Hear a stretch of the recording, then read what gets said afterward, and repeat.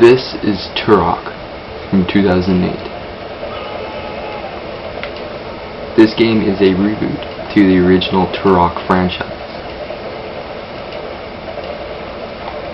This game is available on the Xbox 360, the Sony PlayStation 3, and the PC.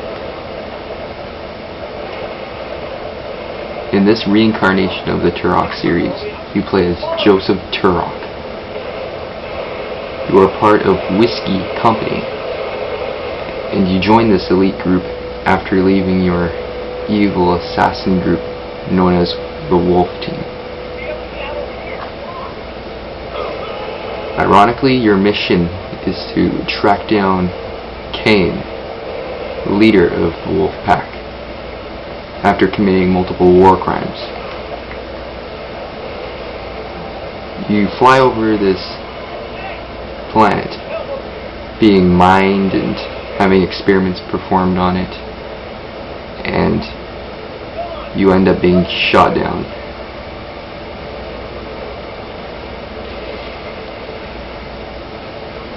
Again, this game has nothing to do with the original series.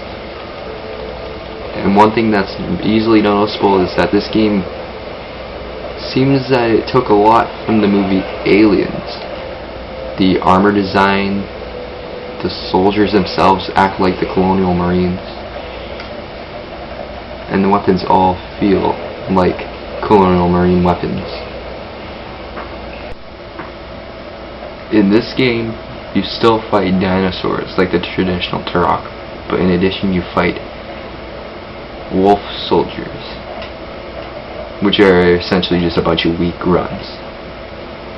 Unfortunately, you do not fight the aliens and the mantids that you did in the previous games.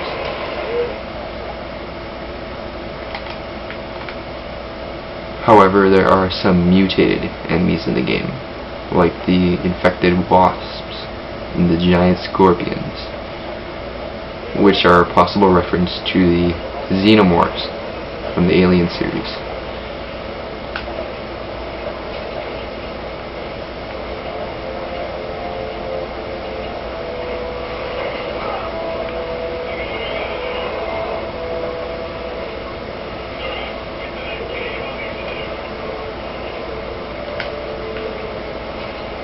Throughout the game, you have a useful arsenal of weapons.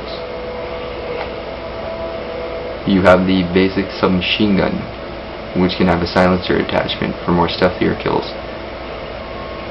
Some of the weapons in the game can even be dual wield. You also have the shotgun, which can fire a flare which distracts raptors. You have the knife, which is useless when you're trying to stab them in front, but it is mandatory for sneaking up on enemies. You also have the compound bow, which secondary function fires tech arrows, which are explosive arrows capable of blowing up dinosaurs. You have the sniper, which has secondary function which allows it to zoom in farther. And the rocket launcher, which is a basic RPG that has a secondary lock-on function.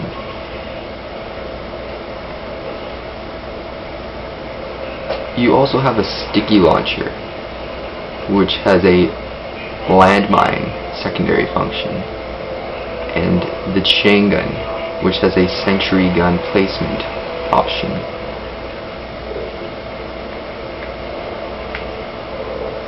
All of the weapons in the game all serve various purposes and are essential for certain parts of the game, and this includes the pulse rifle, which has a semi-automatic fast-paced grenade launcher. There are also two turrets in the game, the minigun turret and the grenade launcher turret.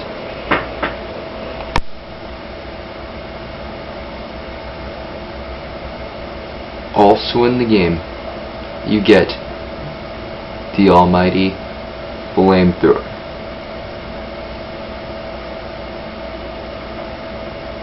This weapon acts like any other flamethrower in a game. You just hold down the trigger and enjoy the barbecue.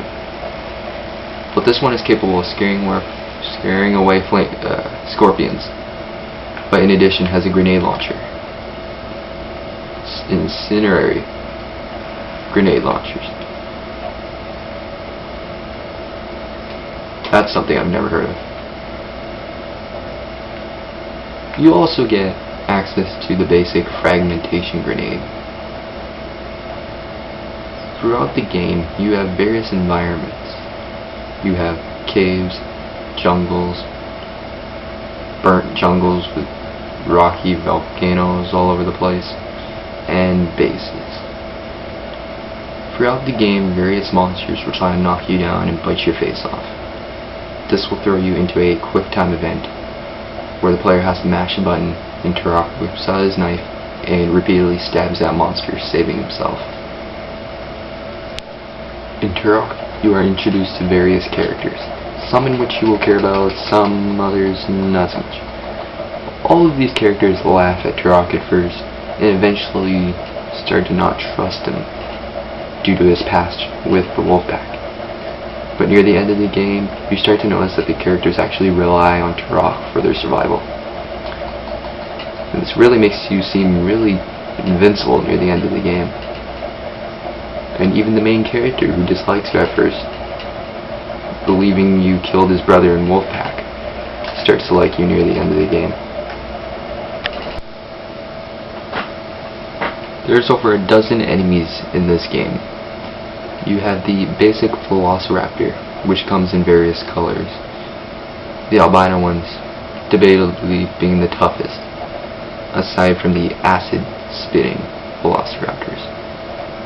Then you have these little ones going around, tiny green ones, and then these blue ones, which are not much bigger than the green ones, but they bite. You also get giant scorpions, giant mosquitoes that spit acid, a Gigantosaurus, and a Tyrannosaurus Rex.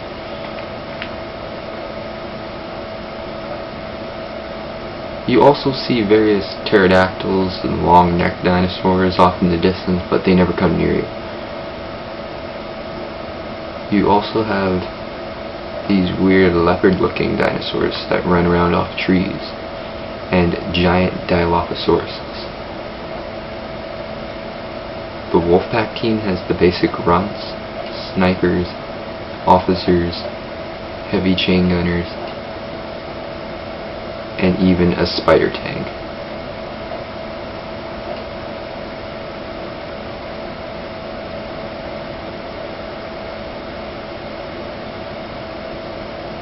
This game is extremely gory, which is a pretty good throwback to the old Turok games. You start off with normal mode, which is pretty difficult, and hard mode, which is extremely difficult.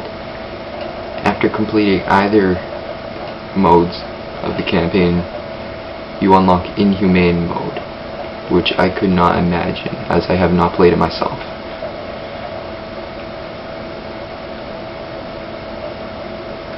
In the multiplayer mode, you have your basic capture the flag and team deathmatch free-for-all modes, but you also have a co-op mode where you play through 3 vanilla missions.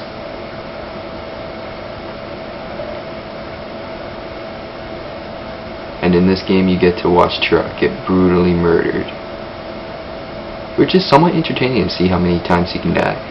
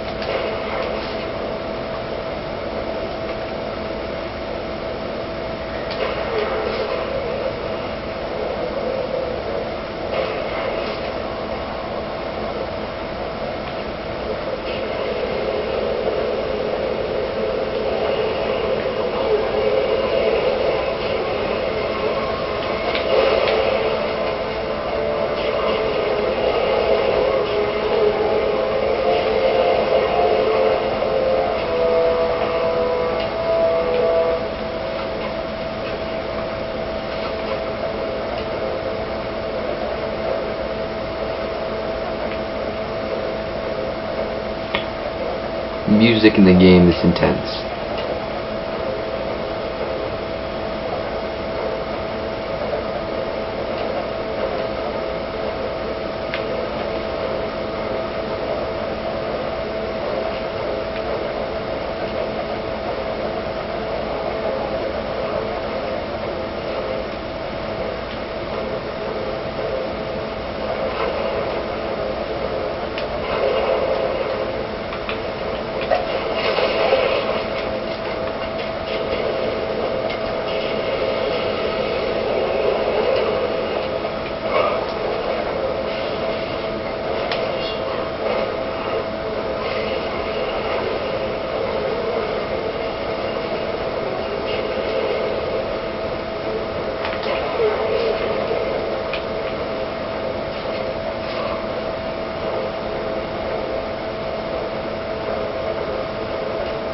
Graphics in the game are intense, even for today's standards.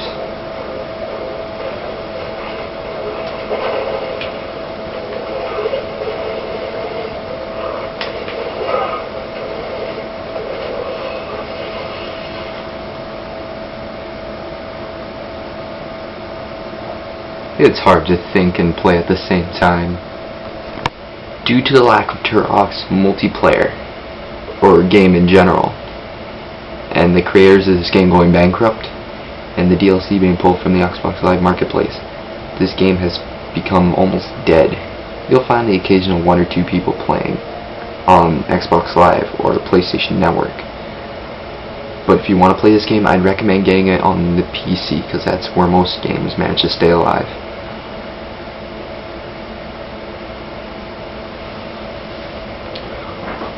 Overall, Turok is a good game for any fan of FPSs, old school games, or even games in general.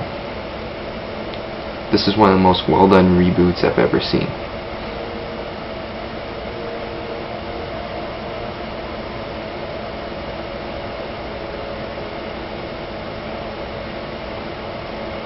But if you can manage to find a server or an open lobby on the multiplayer is actually pretty solid. I've rarely come into a game and ran into a lag. Note though that co-op mode can be difficult even with 4 people. And the multiplayer feels very old schooly, despite capture the flag and team deathmatch and free-for-all being present.